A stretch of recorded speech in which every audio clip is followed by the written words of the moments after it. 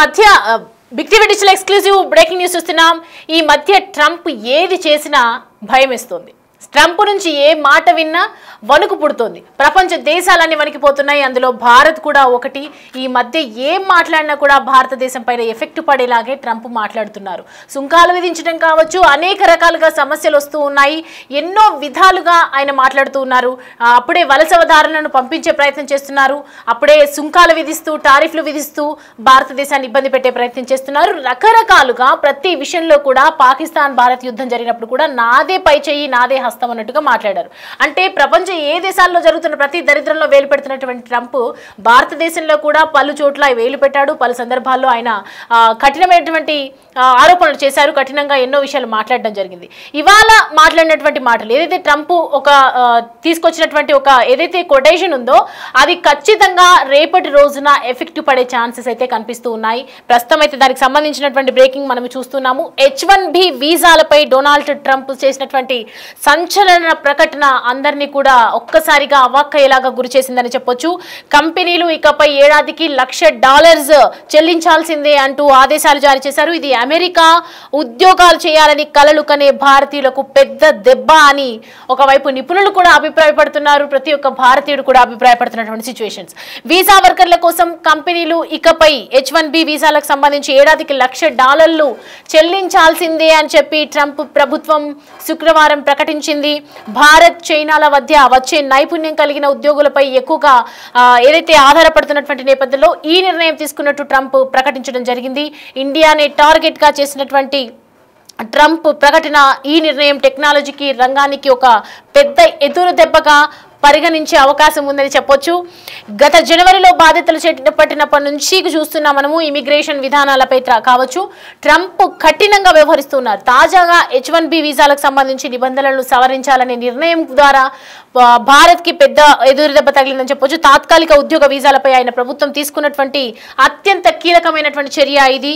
మీరు ఎవరికైనా శిక్షణ ఇస్తే మన దేశంలోని గొప్ప విశ్వవిద్యాలయాల నుంచి ఇటీవలే పట్టభద్రులైనటువంటి వారికి కూడా శిక్షణ ఇవ్వండి, అమెరికన్లకు శిక్షణ ఇవ్వండి, మన ఉద్యోగాలు లాక్కోవడానికి ప్రజలను తీసుకురావటం ఆపేయండి అని చెప్పి అమెరికా వాణిజ్య కార్యదర్శి హోవార్డ్ లుట్నికన్ కూడా అన్నారు. H1B కార్యక్రమం కింద కూడా ప్రత్యేక రంగాల్లో తాత్కాలిక విదేశీ కార్మికులను తీసుకురావడానికి కంపెనీలకు ఏటా 65,000 వీసాలు ఇస్తారు. అడ్వాన్స్డ్ డిగ్రీలు ఉన్న వాళ్లకు కూడా కార్మికులకు 20,000 వీసాలు కూడా అందుబాటులో ఉంటాయి. అయితే ప్రస్తుత వ్యవస్థ ప్రకారం చూసుకుంటే వీసా కోసం లాటరీలో ప్రవేశించడానికి ఒక చిన్న రుసుము చెల్లిస్తే సరిపోతుంది. ఆమోదం పొందినటువంటి తర్వాత తదుపరి రుసుములు కూడా కొన్ని $1,000 ఉంటాయని చెప్తున్నారు. దాదాపు అన్ని వీసా రుసుములను కంపెనీలే చెల్లించాలి. H1B వీసాలు 3 నుంచి 6 సంవత్సరాల కాలానికి కూడా ఆమోదిస్తడం జరుగుతుంది. అయితే ట్రంప్ టెక్ కంపెనీల మధ్య కూడా ఘర్షణ జరిగింది, మనం చూసాము. వలసదారులకు కూడా ఎంత కఠినంగా వ్యవహరించారో చూసాము. ఇకపై టారిఫ్లు విధించాలని చెప్పారు. ఒకవైపు నిన్నగాక మొన్న మనం చూసాం, మండే రోజున సోమవారం రోజున ట్రంప్తో నాకు ఎటువంటి శత్రుత్వం లేదు, ట్రంప్ మోడీతో మనకు ఎటువంటి శత్రుత్వం లేదు, ఇండియాతో నాకు ఎటువంటి పక్షపాతం లేదు, నిష్పక్షపాతంగానే వాళ్ళ మీద ఉంటుంది, రష్యాపై చమురు కొనుగోలు చేస్తున్నటువంటి నేపథ్యంలోనే కొనొద్దు అది నేను చెప్తూ ఉన్నాను. ఎందుకంటే రష్యా ఉక్రెయిన్ యుద్ధం కొనసాగుతుంది. వాళ్ళిద్దరి మధ్య యుద్ధం ఆపడానికి అన్ని దేశాలను చమురు కొనిపించే విధంగా ఆపగలిగాం, కానీ ఇది మాత్రం జరగట్లేదు. భారత్ మాత్రం ఒకవైపు తన వైఖరి ప్రవర్తిస్తూనే ఉంది, ఒకవైపు వాళ్ళు ఇంకా చమురు కొంటూనే ఉన్నారు. దానివల్ల ఎంతో నష్టం జరుగుతుంది, ఇక్కడ యుద్ధం ఆగట్లేదు అని చెప్పి మేము మాట్లాడుతున్నాం. కానీ ఖచ్చితంగా భారత్ని టార్గెట్ చేయాల్సిన అవసరం మాకు లేదు. భారత్ ఎప్పుడు మాకు సన్నిహితులే, ఎప్పుడు భారత్ని నష్టపోయే విధంగా మేము మాట్లాడము అని చెప్పి ట్రంప్ ఒకవైపు చెప్తూ ఉన్నారు. కానీ మళ్ళీ ఇవాళ భారత్ పై మెయిన్ ఫోకస్ గా, ఎందుకంటే చాలా మంది కూడా H1B వీసాల మీద ఎన్నో లక్షల మంది ఉద్యోగాలు సంపాదించి అక్కడే సెటిల్డ్ అయ్యి అక్కడే విశ్వవిద్యాలయాల్లో ట్రైనింగ్ తీసుకొని పార్ట్ టైం జాబ్స్ కావచ్చు ప్రతి చోట కూడా వాళ్ళు ఇప్పుడు అమెరికా దగ్గర మన NRIs చాలా మంది ఉన్నారు. కానీ ఇప్పుడు చదువుకోవడమే భారంగా మారింది. ఇవాళ ట్రంప్ చేసినటువంటి ప్రకటన, H1B వీసా ఫీజు $1,00,000 పెంపు అంటే ఒక సంవత్సరానికి ₹1 కోటి చొప్పున వెచ్చించాల్సి ఉంటుంది. మరి ఈ నేపథ్యంలో అసలు భారత ప్రభుత్వం ఎలా స్పందించబోతోంది? ఈ ఒక్కసారిగా కలలు కంటూ ఎన్నో ఏళ్లుగా అమెరికాకు వెళ్ళాలి, చదువుకోవాలి, అమెరికాలో ఉద్యోగం చేసుకోవాలి, అక్కడే సెటిల్డ్ అయిపోవాలి అని చెప్పి ఎంతో మంది కలలు కంటున్నటువంటి డ్రీమ్స్ యువత ఒక్కసారిగా కలలు బద్దలైపోయాయని చెప్పాలి. చెప్పొచ్చు. కొత్త ఫీజులను జోడించడం, ప్రపంచంలోని అత్యంత తెలివైనటువంటి టాలెంట్ను అమెరికాకు ఆకర్షించడాన్ని ఒక్కసారిగా నిరోధిస్తోంది అని వెంచర్ క్యాపిటల్ సంస్థ కూడా అనడం జరిగింది. ఒకవేళ అమెరికా అత్యుత్తమ టాలెంట్ను ఆకర్షించడం మానేస్తే ఆవిష్కరణలు చేయగల, ఆర్థిక వ్యవస్థను వృద్ధి చేయగల దాని సామర్థ్యం గణనీయంగా తగ్గుతుందని చెప్తుంది.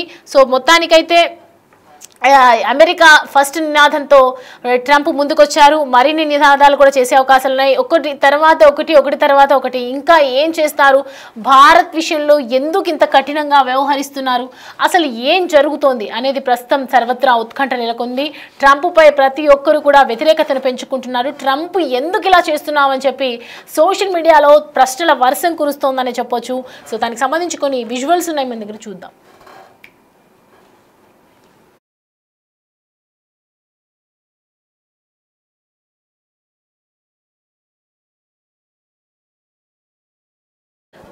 రైట్, అది చూసినాం కదా. ట్రంప్ శుక్రవారం చేసినటువంటి ప్రకటనతో ఒక్కసారిగా బైర్లు కమ్మిపోయినటువంటి సిచ్యువేషన్ కనిపిస్తోంది. H1B వీసాకు సంబంధించి $1,00,000 పెంచడం అనేది చాలా పెద్ద దెబ్బ అనొచ్చు. అంటే ఆర్థిక పరంగా మనని ఎంత దెబ్బ కొట్టాలని చూస్తున్నారు. కొంతమంది డ్రీమ్స్ చాలలేక ఇక్కడ కొన్ని ఆస్తులని అమ్మేసుకొని అక్కడికి వెళ్ళి చదువుకున్న వాళ్ళు కూడా ఎంతో మంది ఉన్నారు. అంటే ఫినాన్షియల్గా మనని ఎంత దెబ్బ కొట్టే ప్రయత్నం చేస్తున్నారు అనేది ట్రంప్ చేస్తున్నటువంటి ప్రకటనలు, గత కొంతకాలంగా చేస్తున్నటువంటి వైఖరి మొత్తం కూడా భారత్ పై ఒక టార్గెటెడ్ గానే మాట్లాడుతున్నట్టుగా అర్థమవుతుంది.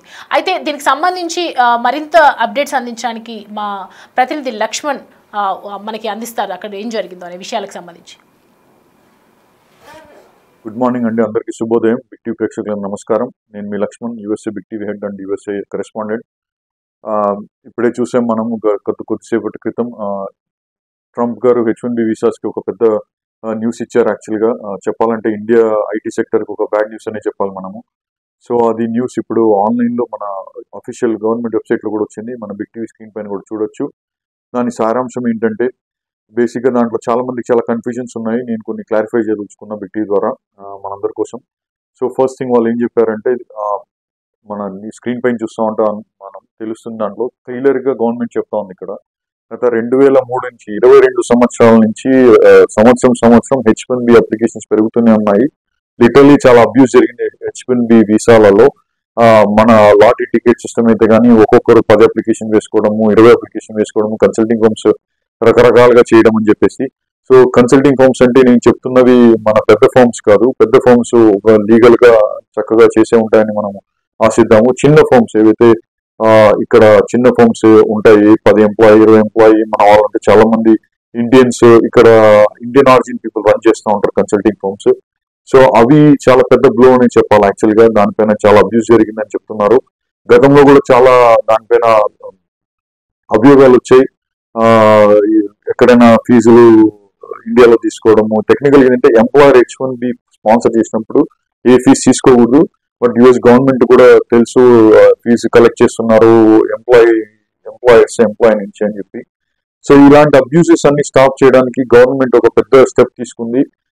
ఇక్కడ లోకలైట్స్ అయితే దీన్ని బాగా వెల్కమ్ చేస్తా ఉన్నారు. యాక్చువల్గా ఎవరైతే యూఎస్ సిటిజన్స్ ఉన్నారో, గ్రీన్ కార్డ్ హోల్డర్స్ ఉన్నారో, మన భారతీయులకు ముఖ్యంగా వెల్కమ్ చేస్తా ఉన్నారు. ఎందుకంటే సెకండ్ జనరేషన్, థర్డ్ జనరేషన్ పిల్లలకి ఇక్కడ జాబ్స్ లేవు, మార్కెట్స్ లోగా ఉంది కాబట్టి. సో ఈ క్లీనప్ వల్ల ఈ H1Bని హ్యాండిల్ చేయడం వల్ల ఒక చక్కగా లోకల్ మార్కెట్ క్రియేట్ అవుతుంది. ప్లస్ లాట్ ఆఫ్ థింగ్స్ ఏంటంటే ఏ వచ్చింది, జెమినీ వచ్చింది, తర్వాత మనకు ChatGPT వచ్చింది, ఇంకా చెప్పుకుంటూ పోతే సిరి కానీ, అలెక్సా కానీ చాలా ఏ టూల్స్ వచ్చాయి. జాబ్స్ అన్నవి రాను తగ్గిపోతా ఉన్నాయి. బేసిక్గా ఆటోమేషన్స్ చాలా ఎక్కువైపోతున్నాయి అని చెప్పేసి కూడా వాళ్ళు తెలియజేయడం జరుగుతుంది. మనం ఒకసారి ఆ H1B గురించి చూస్తే ఒక 100K ఫీజు కట్టాలి, అది వన్ టైం ఫీ. ఆ న్యూ H1B అప్లికేషన్స్ కి సంబంధం అవుతుందని చెప్పారు. అది కూడా ఎప్పటి నుంచి అప్లికబుల్ అంటే వెంటనే ఈ రోజు 19th September 21st అంటే మండే నుంచి ఇది ఎఫెక్టివ్ లోకి వస్తుంది. ఎవరైతే మండే నుంచి H1Bs ప్రాసెస్ చేసుకున్నారో ఆ కంపెనీ వాళ్ళు గవర్నమెంట్ కి ఒక వన్ టైం ఫీ $1,00,000 కట్టాలి. దాదాపుగా 88 లక్షల నుంచి 89 లక్షల వరకు ఇండియన్ రూపీస్ లో కట్టాల్సి ఉంటుంది. సో అది ప్రస్తుతానికి అయితే రెన్యువల్స్ ఎవరైతే చేసుకున్న వాళ్ళకి అప్లికబుల్ లేదు అని చెప్పారు. కాకపోతే దాంట్లో ఒక కిటిక్ ఉంది. అంటే ఒక ట్రంప్ గారు చాలా స్మార్ట్ మనం చెప్పాలంటే. సో ఆయన ఒక చిన్న కిటిక్ పెట్టాడు. బేసిక్ ఇక్కడ రెన్యువల్స్ కి వెళ్తారు ఎవరైతే H1B అన్నది ఫస్ట్ 3 years కి ఇస్తారు అనమాట.